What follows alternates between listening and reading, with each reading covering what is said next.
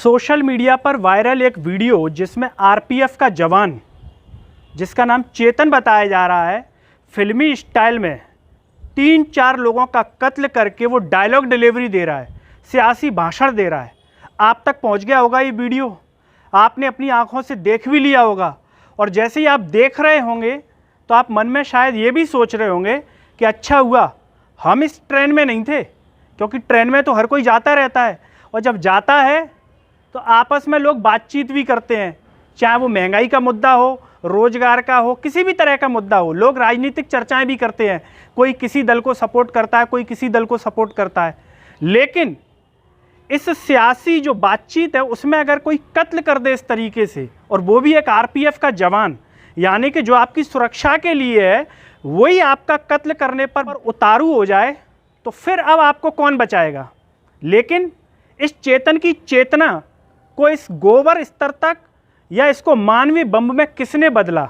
ऐसे ही बदल गई चेतन की चेतना।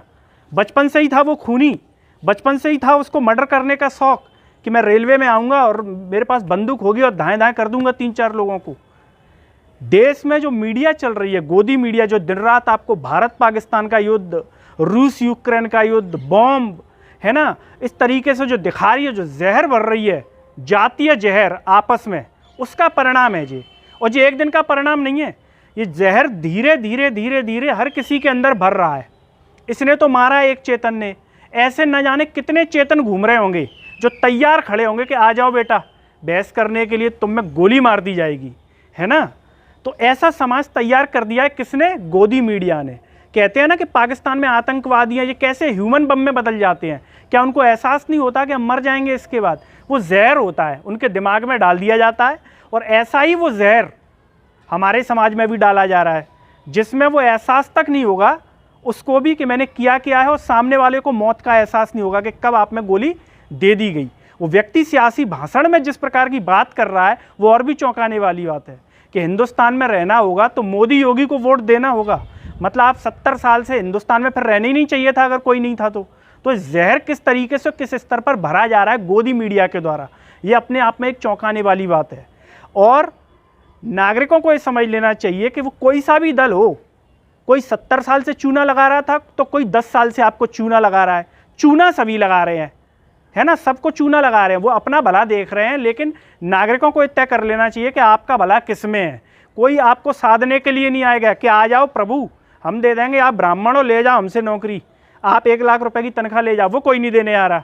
आपको बिल्कुल गरीबी स्तर तक रखना चाहते हैं कि आटा ले जाओ, पेट में डाल लो और वोट दे के चले जाओ। ये स्तर, चाहे वो कोई सी भी सरकार आ जाए, आपकी जो वो रहेगी सरकार की नज़रों में, वो केवल यही स्तर रहेगा, इससे ज़्यादा ऊपर कुछ रहेगा ही नहीं। लेकिन ये तय कर लीजिए कि आप जिस टीवी चैनल्स को दिन रात देख रहे हैं वो मानवीय बम तैयार कर रहे हैं।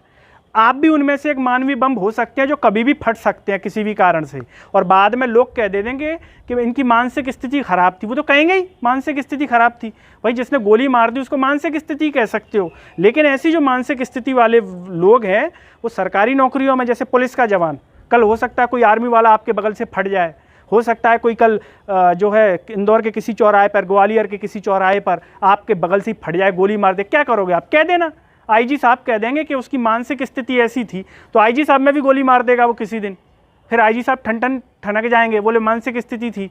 तो ये समझ लेना चाहिए और तय कर लेना चाहिए कि किस तरह का समाज का निर्माण किया जा रहा है, और आप भी उनमें से एक हो सकते हैं। तो चर्चा करने से पहले सोच लें जब ट्रेन और बस में सफ़र कर रहे हो कि उस चर्चा से आपको 2 कौड़ी का लाभ नहीं होगा।